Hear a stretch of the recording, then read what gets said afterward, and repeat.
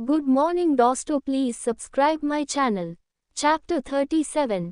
अनमोल को ऐसे देख एकांश के पूरे बॉडी में जैसे आग लग गई हो। उसका पूरा चेहरा लाल हो गया था। वह खुद से बड़बड़ाने लगा, पूरी इंडस्ट्री पर राज करने वाला सुपरस्टार इस लड़की को खुश करने के साथ इसे अपनी अट्रैक्ट करने की हर एक कोशिश कर रहा है, और उसने ये पूरी 6 बार रिजेक्शन के बाद वह एक साइड को एक्टर को देख रही है, वो भी उस नज़र से जो शायद कहीं ना कहीं एकांश चाहता था कि अनमोल उसे इस तरह से देखे। ये सब एकांश के गुस्से में आग लगाने के लिए काफ़ी था। उसने तुरंत अनमोल को अपनी तरफ घुमाकर उसके होंठों से थाम लिया। तभी पेड़ के पीछे से एक तस्वीर खींचने की आवाज़ आई, पर एकांश ने गुस्से में ये सब कुछ देखा ही नहीं। वह तस्वीर लेकर शख्स वहां से जा चुका था।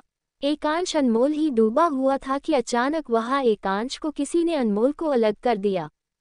एकांश गुस्से से सामने देखने लगा, जहां शॉर्ट मिनी ड्रेस पहने हुए एक ढीले ढाले वाले कपड़ों में लड़की खड़ी हुई थी, जिसके बाल बिखरे हुए ऐसा लग रहा था जैसे वह कहीं से भागते हुए आए हो।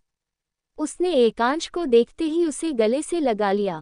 ये देखकर अनमोल पूरी तरीके से चौंक गई। वह लड़की एकांश को चेहरे को थामते हुए, स्टार तुम कहाँ चले गए थे? मुझे प्लीज छोड़ दो या मार दो, ऐसे नहीं की जी सकती मैं। ये सुनते ही एकांश की आंखें बिल्कुल पूरी तरीके से छोटी हो गई। वही अनमोल की आंखें फैल गई थी। वह खुद से बड़बड़ाते हुए, ये लड़की कौन आ गई? आखिर उससे कहीं ज्यादा अनमोल को बहुत ही अजीब लग रहा उस लड़की का बार बार एकांश के हाथों को, कभी हाथों को उसको पकड़कर माफी मांगना तो कभी उसके पैरों को रिक्वेस्ट करना। न जाने क्यों अनमोल से ये देखा ही नहीं गया। अनमोल तुरंत ही उसने सामने से आकर के एकांश के सामने से उस लड़की को हटा दिया तो और अपनी आंख दिखाकर, अरे तुम कौन हो? ऐसे हाथ पैर क्यों पड़ रही हो? यह क्या तुम्हारे पर्सनल प्रॉपर्टी है जो तुम मांगना चाहती हो? ये सुनते ही वह लड़की रेत पर गिरे हुए अनमोल को देखने लगी, जिसने अपने हाथों को अपने कमर पर रखा हुआ था। वह अपनी आंखें दिखाते हुए, भाग जाओ वरना बर्बाद हो जाओगे मेरी तरह। तुम नहीं जानती यह इंसान क्या है, इसने मुझे कहीं कभी नहीं छोड़ा। ये सुनते ही अनमोल पूरी तरीके से सख्ते में आ गई थी और कहने लगी, बर्बाद कर दिया फिर भी तुम्हें ये चाहिए? अजीब बात है। हाँ मुझे पता है यह एक नंबर सन की है, पागल है, बेवकूफ़ है, जिन्हें इस बात का घमंड है कि यह बहुत ज़्यादा हैंडसम है और लोग इन्हें देख बिना नहीं रह सकते। तुम तो कितने खूबसूरत हो, तुम्हें ये गलतफहमी कैसे हो गई और इन्हें पाना चाहती हो फिर भी बुराई कर रही हो? क्या तुम भी इनके प्यार में पागल हो जैसे वो अकीरा है? अनमोल ये कहते हुए खुद से बड़बड़ाने लगी। उसकी कमर पर एकांश का हाथ महसूस हुआ, पर तुरंत अनमोल के होंठों पर अपनी उंगली रखकर, stop sugar lips, I think तुम्हें भिखारी की बात नहीं सुननी चाहिए, चलो यहाँ से। ये सुनते ही अनमोल एकांश से खुद को छुड़ाते हुए, भिखारी किसे कहा? ये लड़की कितनी ज़्यादा खूबसूरत है, क्या यह आपकी गर्लफ्रेंड है? तो कितनी गर्लफ्रेंड है आपकी? आप इसे प्यार करते हैं, शादी करना चाहते हैं या वादा करके छोड़ दिया? कितने बुरे हैं आप, और मुझे इससे बात करनी है, इसने ऐसा क्यों कहा?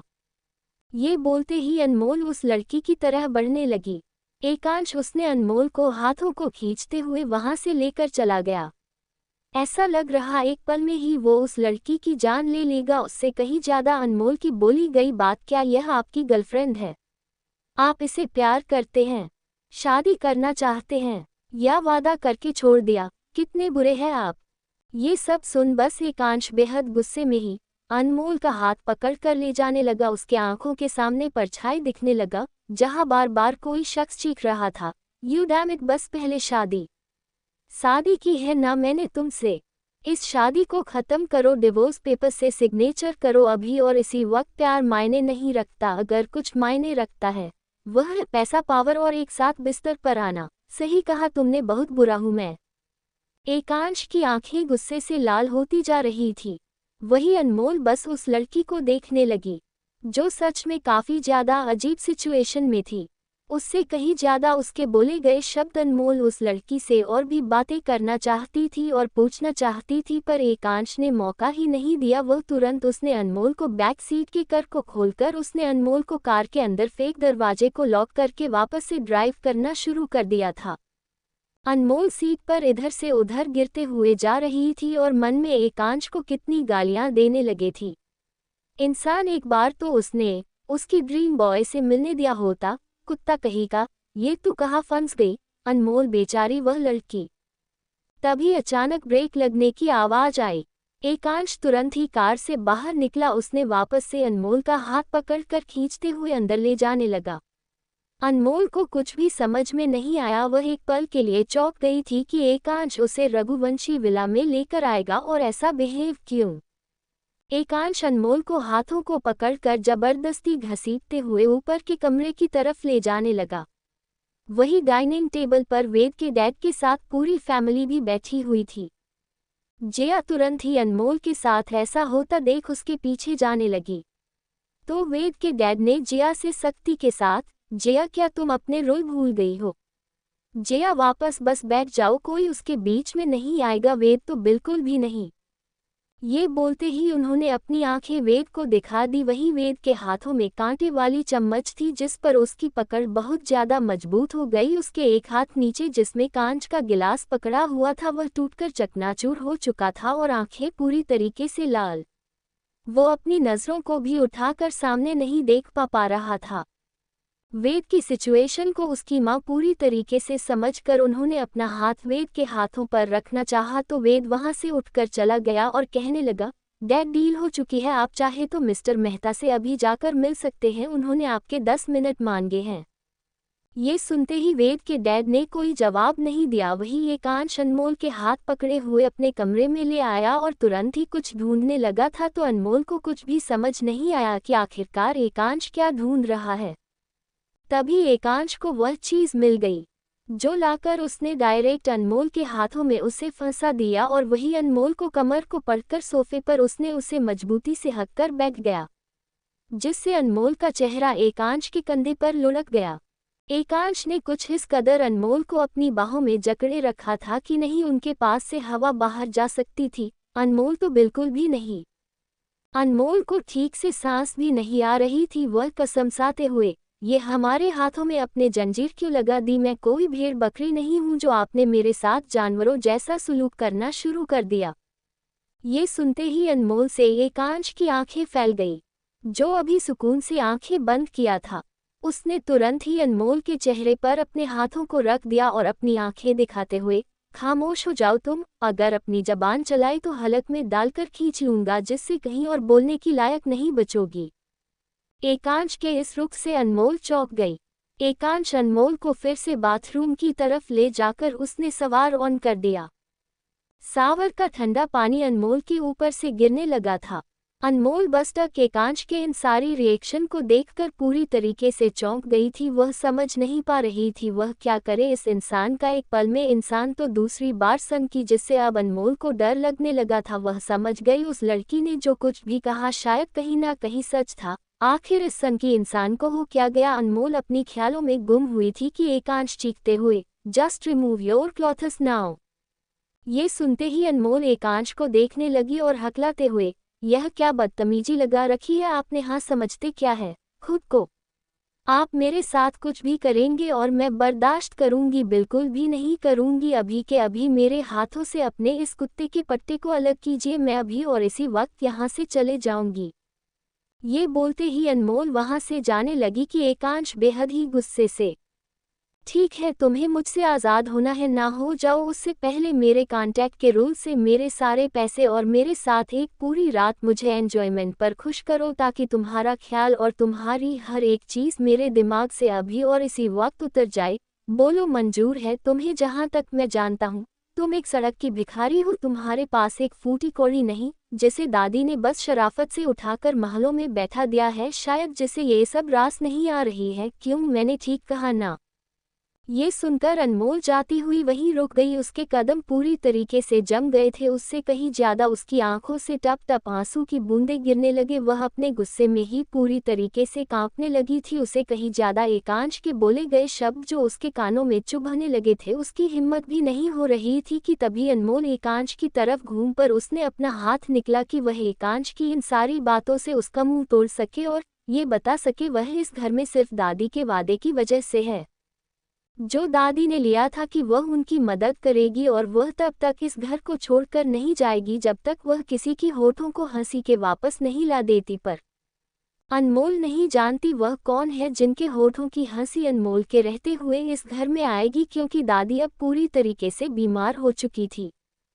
पर अनमोल के थप्पड़ मारने से पहले ही एकांश ने उसके हाथों को पकड़ लिया और कुछ इस कदर मोड़ कि अनमोल की दर्दनाक चीख निकल गई और एकांश ने अपना दूसरा हाथ अनमोल के गले पर रखते हुए उसे वॉल से लगा दिया और अपनी आंखें दिखाते हुए, लगता है तुम्हें सुनाई नहीं दिया मैंने क्या कहा। अनमोल एक दर्द के साथ एकांश की आंखों में देखते हुए, अच्छे से सुनाई दिया और समझ भी आ गया है, आप कोई पागल खाने से भागे हुए वह पागल हो जिसे समझना ना हमको नामुमकिन है। और क्या खूब फंसाया है आपने मुझे, पहले बिना बताए मुझे कॉन्टैक्ट पर सिग्नेचर करवा दिया, उसे पर से यह रोल मुझे तो पता ही नहीं है। ये सुनते ही एकांश एक स्माइल करते हुए, तुमने वह कहावत तो तुमने सुनी होगी ना, जब जब बेवकूफ़ों के पास पैसा हो ना तो चालक भूखे नहीं मारता। वक्त था तुम्हारे पास, ये तुम्हारी किस्मत थी मेरे काम में टांग अड़ाना और सब कुछ बर्बाद करना। पूरे 300 करोड़ लगे थे मेरी उसे प्रीमियम में, ठीक मैंने वही डाला है कॉन्ट्रैक्ट में। तुम्हें क्या लगा तुम अपनी मर्जी से यहाँ तक पहुँच नहीं? नो नो सुगर लिप्स, तुम्हें बुलाने वाला तुम्हें क्या लगा मुझे पता नहीं था मेरी असिस्टेंट बन के कौन आ रही है? नो नो नो नेवर, मैंने डिसाइड किया था। तुम्हें क्या लगा वो इंसान खुद तुम्हें मुझ तक पहुंचने वाला है ना? ट्रैप मैंने किया था, एक दर्द एक बेचैनी और एक तड़प जो मैंने 3 मंथ तक तुम्हें ढूंढा। क्या लगा था इतनी आसानी से जाने दूंगा? कभी नहीं। मैं एकांश सूर्यवंशी हूँ जो अपने हाथों से आसमान में उड़ रहे चील से भी उसका शिकार छीन सकता है। फिर तो तुम मेरी शिकार हो, इतनी आसानी से कैसे जाने देता? Now open your cloth. Anmol बस एकांश की कही गई सारी बातों को सुन रही थी, उसने कोई जवाब ही नहीं दिया। तो क्या उसके साथ यह सब कुछ ट्रैप किया गया है? आखिर क्यों, उसका क्या कसूर इन सब में? वो तो खुद ही एक साजिश का शिकार हो गई, यहाँ आकर आखिर कैसे निकालेंगे इस सनकी इंसान के चुगल से? अनमोल ये सब सोच ही रही थी कि अनमोल एकांश ने अनमोल के कपड़ों को खींच दिया जो उसके बदन से निकाल कर जमीन पर गिर गए। अनमोल ने बस अपनी आंखों को बंद कर लिया था। दूसरी तरफ वेद के डैड अपने ऑफिस में बैठे हुए थे, उनकी आंखों के सामने कुछ पेपर से रखा हुआ था। वह समझ नहीं पा रही थी कि उन्होंने अपनी टाई ढीला करना शुरू किया, पेन उठाकर अपने कांपते हाथों पर उसे पर सिग्नेचर करना शुरू कर दिया। उन्होंने अभी सिग्नेचर पूरा किया ही नहीं था कि अचानक से उसे कमरे में गोली चलने की आवाज आई।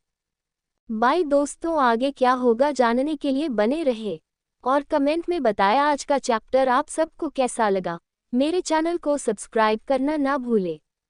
चैप्टर 38। अब आगे। सुबह का वक्त। अनमोल एकांश के रूम में ही सोफे पर बैठी हुई जो अभी तक बाथटब में ही लिपटी हुई थी, वही एक लंबी परछाई खड़ी होकर अनमोल को अपनी आंखों से एक्सप्लोर कर रही थी, जो और कोई नहीं एकांश था। और वही नीचे झुककर अनमोल के पैरों को देखने लगा जो छिले हुए थे। उसने वही पड़ा हुआ फास्टेड बॉक्स खोल और अनमोल के पैरों के चोट पर हल्का हल्का अपनी फूंक मारते हुए उसने उसे डेटॉल से साफ करना शुरू कर दिया, साथ में ऑइंटमेंट भी लगाने लगा।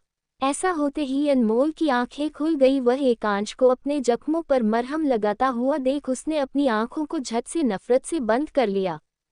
एकांश को भी समझ आ चुकी थी कि अनमोल की आंखें खुल गई है और उसने जानबूझकर अपनी आंखों को बंद किया हुआ। ये होते ही एकांश ने अनमोल के पैरों पर अपनी उंगली चलाना शुरू कर दिया। वो कभी अपनी उंगली चलाते हुए उसके एडियो के पास ले जाता तो थोड़ा ऊपर घुटनों तक, जिसे अनमोल को गुदगुदी तो हो रही थी, पर उसने अपने गुस्से से अपनी आंखों को नहीं खोला।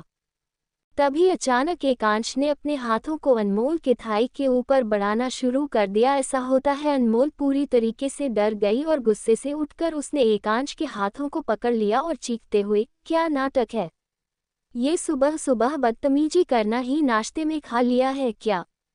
हर वक्त बस यही सोचती है। ये सुनकर एकांश अनमोल को घूरने लगा। उसने अनमोल के पैरों पर अपनी पकड़ बढ़ाकर उसे अपनी बाहों में वही जमीन पर खींच लिया। अनमोल ने अपनी नज़रों को दूसरी तरफ घुमा लिया। एकांश अनमोल के चेहरे को अपनी तरफ घुमाते हुए, आई डोंट नो, कल रात तो मैंने कुछ किया भी नहीं, फिर इस नज़रों को मुझे फेरने की वजह क्या है? Sugar lips. ये सुनते ही अनमोल एकांश के सीने पर अपने हाथ रख उसकी आंखों में आंखें डाल करके, जहां तक हमें याद है कल रात कुछ छोड़ा भी नहीं है आपने, हमें हमारी ही नज़रों में गिराने के लिए तो हमने भी सोच लिया है। ये सुनते ही अनमोल से एकांश स्माइल करते हुए, मुझे खुश करने के लिए क्या करने वाली हो? अनमोल अपने नाखूनों को एकांश से सीने पर खरोंच लगाते हुए, खुश नहीं, आपको रुलाने के बारे में सोचने लगे हैं हम। सबसे पहले तो आपके पैसे आपके मुंह पर हमें मारने वाले हैं और फिर इस कॉन्ट्रैक्ट से हमें आज़ाद होना है, तब हम। ये सुनते ही एकांश कुछ सोचते हुए, कैसे दोगी यह पैसे? जहाँ तक मुझे याद है। ये सुनते ही अनमोल अपनी आंखें दिखाकर, हाँ हाँ हमें याद है बिल्ली जी, हमें एक भिखारी है, आपको याद दिलाने को ज़रूरत नहीं है। अगर हमने उस कॉन्ट्रैक्ट को साइन किया है तो वह कॉन्ट्रैक्ट भी हमारे सामने होना चाहिए, हमें पढ़ना है उसे, आखिर है क्या उसमें, और यह मेरा अधिकार है। ये सुनकर एकांश मुंह बनाते हुए, बोल तो वैसी रही हो जैसे मैं तुम्हारा फादर इन लॉ और तुम मेरी बहू होने का मुझसे अधिकार मांग रही हो या देश के पीएम से वोट मांगने का। आज से अच्छे से याद कर लेना और यह भी याद रख लेना, जैसे तुमने मेरे खाने की लिस्ट को याद किया था कि मुझे गुस्सा किस चीज़ से आता है, प्यार और शादी दोनों ही मेरे सामने कभी मत कहना, कभी भी नहीं, नेवर। ये बोलते ही एकांश की आंखें बदलने लगी थी। अनमोल समझ नहीं पा रही थी आखिर इन दो लफ्ज से एकांश को इतनी चिढ़ क्यों है। जो उसने कल रात उसके साथ यह बिहेव किया उससे कहीं ज़्यादा फिर उसने अनमोल को अपने पास क्यों रखा हुआ है। ये सुनते ही अनमोल अपना मुंह बनाते हुए एकांश को देखते हुए, हवसी बुरा। ये सुनते ही एकांश ने अनमोल के देखते हुए अपनी आंखों को फैला दिया तो अनमोल को डर लगने लगा। वह समझ गई कहीं उससे फिर से कोई गलती ना हो जाए और यह शख्स से ले जाकर फिर से उसके साथ यही सब करे। पहले उसने उसे ठंडा पानी के नीचे खड़ा कर दिया, उसके बाद उसके कपड़े निकाल दिए क्योंकि उसने उसे लड़की को टच किया था और उसे सजा के तौर पर जमीन पर सोने के लिए बोल दिया और खुद ही कमरे से रात को कहीं गायब हो गया और अब जाकर उसे फिर से अपनी आंखें दिखा रहा है, बिल्ला कहीं का। अनमोल बस कुछ सोचते हुए वह तुरंत ही अपनी नज़रों को इधर उधर घुमाए, उसने अपने होंठों एकांश के चीक्स पर रखकर एक पल नहीं रखकर अलग कर दिया, जैसे एकांश आग हो और अनमोल कोई कागज, एकांश को छूने से वो जल जाएगी। अनमोल की ऐसी हरकत से एकांश फिर से अपनी आंखें दिखाने लगा। तो अनमोल अपनी आंखें दिखाकर, यह क्या सितम है, इस जमाने में आपकी आत्मा जरूर हो किसी राजा महाराजाओं की जमाना की है, जो आप हमें अपनी कनीज समझते हैं। आप इस तरह से अपनी मनमानी नहीं करवा सकते, हमें आपकी आंखों से डर लगता है। ये बोलते ही एकांश एक स्माइल से अपनी आंखों को बंद कर लिया। तो अनमोल एकांश को घूरने लगी, ऐसा लग रहा था एकांश जिम से लौट कर आया हो। पसीने उसके माथे पर टपक रही थी, पर इस सिचुएशन में भी उसने अपने हाथों में ग्लव्स पहन के रखा था, जबकि ऊपर सिर्फ उसने वेस्ट, उसकी मस्कुलर बॉडी के साथ चेहरे की चाम साफ दिख रही थी। अनमोल एकांश को देखते हुए, किसी ने ठीक ही कहा है, जो जितना खूबसूरत होता है उसका दिल उसे कहीं ज्यादा मैला और बेहद कुचला, बेहद नफरत करने लायक ही। ये बोलते ही एकांश सर्द आवाज में, मैं वेट कर रहा हूँ शुगर लिप्स, में तुम्हारे जैसा बेरोजगार नहीं, मुझे अपने सूट पर जाना है और तुम्हारी जॉब की भी टाइमिंग ऑलरेडी शुरू है, शो तुम्हारी सैलरी कट कर दूंगा और तुम्हें तो बहुत बड़ा पैकेज भी मुझे लौटाना है, कैसे होगा ये सब। ये सुनते ही अनमोल ने तुरंत ही बेहद ही गुस्से के साथ ही अपने होठों को एकांश के होठों पर रखकर उसे अलग होना चाहा। तो एकांश अपने हाथों को अनमोल की गर्दन में थाम कर उसे अपने पास खींच लिया। अनमोल ने अपना सर हिलाना शुरू कर दिया, ऐसा लग रहा कैसे भी खुद को एक एकांश से छुड़ा ले, पर एक एकांश उसे कहाँ छोड़ने वाला था। उसने भी अनमोल के होठों को किस करते हुए अपनी टांग से अनमोल के होंठों के साथ एक्सप्लोरर करना शुरू कर दिया। तभी अचानक दरवाजा खुल गया। एकांश अभी तक अनमोल को ऐसे ही अपनी बाहों में रखा हुआ था जैसे उसे दरवाजे पर कौन है, कौन आया, किसी से कोई मतलब भी ना हो, पर अनमोल पूरी तरीके से थक चुकी थी, उसके सांसें भी भारी होने लगी थी कि अचानक की एक कड़वाहट भरी आवाज, मेरे ख्याल से इतना भी इंसान को रोमांटिक नहीं हो जाना चाहिए कि वह ये भूल जाए कि आखिर वह एक हाइजीन वाला इंसान है और इस वक्त वह एक लड़की के साथ फ्लो पर किस कर रहा है जिसकी अभी तक सफाई नहीं हुई। ये बोलते ही शिवा ने अपने हाथों में लिया हुआ वाइपर को अपने कंधे पर रख लिया। ऐसा लग रहा शिवा बहुत ही ज्यादा गुस्से से भरा हुआ हो। उसका चेहरा को देख अचानक एकांश तुरंत ही अनमोल को देखने लगा। उसने एकांश के कंधे पर अपने दांतों को हाला कर खुद को छुड़ाकर वहां से वॉशरूम की तरफ भाग गई थी। एकांश फ्लो पर उठाते हुए, हमेशा गलत टाइमिंग जिम्मी, मुझे तो लगा था कोई गायब हो गया है। शिवा आपको वाइपर दिखाते हुए, मैं या तुम कमीने, तुझे जान से मार दूंगा, तुझे पता भी है तेरी वजह से क्या हुआ है। एकांश तुरंत ही अपने होठों पर उंगली करते हुए, अब क्या हो गया बाय द वे, वह अपने पागलखाने से कैसे भाग गई ये तुम्हारा काम था ना ख्याल रखना। शिवा तुरंत ही वही पूरी तरीके से शॉक होकर एकांश को देखने लगा तो एकांश वापस से वहां अपना पड़ा हुआ टॉवल उठाकर खुद को साफ करते हुए शिवा को घूरने लगा। शिवा तुरंत ही अपना हाथ पीछे करते हुए, मेरे ख्याल से तुम्हें उसे छोड़ देना चाहिए, किसी को इतनी भी बड़ी सजा नहीं देनी चाहिए कि वह। एकांश अपनी उंगली दिखाते हुए, गलती और जानबूझकर गलती दोनों ही अलग, जिसके लिए सजा और गुनाह दोनों मेरे सामने बिल्कुल किसी रेत की तरह है, जो मुझसे फिसलने तो चाहते हैं पर मैं उन्हें वापस अपने ही इस डब्बे में कैद कर दूंगा हमेशा के लिए। ये बोलते हुए वह सीटी बजाते हुए तुरंत ही वॉशरूम की तरफ जाकर, कम ऑन शुगर लिप्स, मुझे तो इनवाइट नहीं किया तुमने। शिवा वापस से अपना दांत पीसते हुए वह तुरंत ही कमरे से भागने लगा, ऐसा लगा जैसे उसे कुछ करना है, वह भी जल्दी से। शिवा भागते हुए हाल में आया ही था कि उसकी नज़र वहां आए हुए कुछ हॉस्पिटल से नर्स और डॉक्टर पर पड़ी, साथ में कुछ पुलिस ऑफिसर्स पर भी, जिसे देखते ही शिवा की आंखें छोटी हो गई। उसने अपने चेहरे पर मास्क लगा लिया और मामले को समझते हुए उसे समझ नहीं आ रहा था वह किस पूछे कि उसकी नज़र जिया पर पड़ी। वह जिया की तरह बिना देखे ही कहने लगा, हे चंप, यहाँ क्या हो रहा है। जिया बेहद ही नफरत और गुस्से के साथ, डोंट टी dare to call me champ, वह कहते हैं ना, जब मुसीबत खुद चलकर आपके घर में आ जाए तो कोई सुकून से नहीं रह सकता। ठीक वही हुआ है, मेरे डैड पर अटैक हुआ है, हिम्मत कैसे हुई उसे गोली चलाने की। ये सुनकर शिवा थोड़ी देर के लिए चौंक गया तो जिया गुस्से से उसने शिवा के कॉलर को पकड़ लिया और अपनी आंखें दिखाते हुए, बुलाओ उसे, कहाँ है। अब तो उसे पुलिस को भी जवाब देना पड़ेगा, बहुत शौक है ना उसे एक्टिंग करने का। बताया नहीं कल रात वो मेरे डैड के कमरे में क्या करने गया था और उसने डैड पर गोली क्यों चलाई। ये सुनकर शिवा थोड़ी देर के लिए चौंक सा गया था कि जिया ये क्या बातें कर रही है। कल एकांश बेहद गुस्से में ही शिवा के पास आया था और शिवा ने उसे मेडिसिन्स खिलाए और एकांश शिवा के पास ही सो गया था। उसके बाद वह अभी अपने विला से शिवा के साथ ही लौट कर आया है। फिर वह कल रात एकांश जिया के डैड को गोली कैसे मार सकता है, कहीं ये सब कुछ वेद ने तो नहीं किया। शिवा ये सब कुछ सोच ही रहा था कि आखिर वेद सामने खड़े पुलिस ऑफिसर्स के साथ आकर, स्टार कहाँ है अभी और इसी वक्त मुझे उससे बात करनी है, उसने डैड पर गोली क्यों चलाई, उससे कहीं ज्यादा अकीरा के कंधे पर भी उसी के हाथों के निशान क्यों है ना मिस्टर रोहित।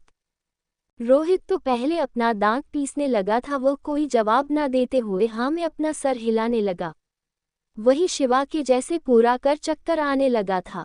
अब वो क्या करे, इतना तो समझ चुका था ये सब कुछ करने वाला और कोई नहीं वेद ही है, पर कैसे। तभी वेद अपना हाथ पीछे फोल्ड करते हुए, मैंने सुना है स्टार को कोई मेंटल इलनेस भी है, कहीं ये सच तो नहीं शिवा, अगर ऐसा है तो। ये सुनकर शिवा अपना दांत पीसते हुए, ओ जस्ट शट अप मिस्टर वेद। वेद अपनी आंखें दिखाते हुए, तुम्हारी इतनी औकात नहीं कि तुम मेरे सामने बोल सको। ये बोलते ही वेद ने तुरंत ही एक पेपर शिवा के हाथों पर रख दिया जिसमें साफ लिखा हुआ था कि एकांश को एक मेंटल इलनेस है, जिसके लिए वह ड्रग्स भी लिया करता है और उसकी कंपनी जो अब तक वेद संभाल रहा था, साथ में उसके तहत अब वह उसकी पावर ऑफ अटॉर्नी कोर्ट के हिसाब से मिस्टर वेद को ही दी जाती है, जिससे वही हैंडल करेगा क्योंकि एकांश बीमार है और मिस्टर एकराज रघुवंशी ने खुद ही वसीयत बनाई है। क्योंकि एकांश ने उन पर गोली चलाई तो अब वेद डिसाइड करेगा कि कंपनी का क्या करना है। साथ में एकांश का हर एक चीज तब तक जब तक वह खुद को ये प्रूफ नहीं कर देता कि वह अब ठीक है। ये देख शिवा के चेहरे पर एक स्माइल आ गई। वह पेपर को पढ़ाते हुए वेद को देखने लगा और कहने लगा, ओके, जब आपने ज्वालामुखी में पत्थर डाल दिया है तो बस फटने का इंतजार कीजिए, क्योंकि आपको उस लावे से निकलने वाला अनमोल हीरा नहीं मिलने वाला, क्योंकि अनमोल बहुत अनमोल है और आज मुझे भी यह समझ आ ही गया। ये बोलते ही वेद पूरी तरीके से गुस्से से तिलमिला गया। बाय दोस्तों, यार तुम लोग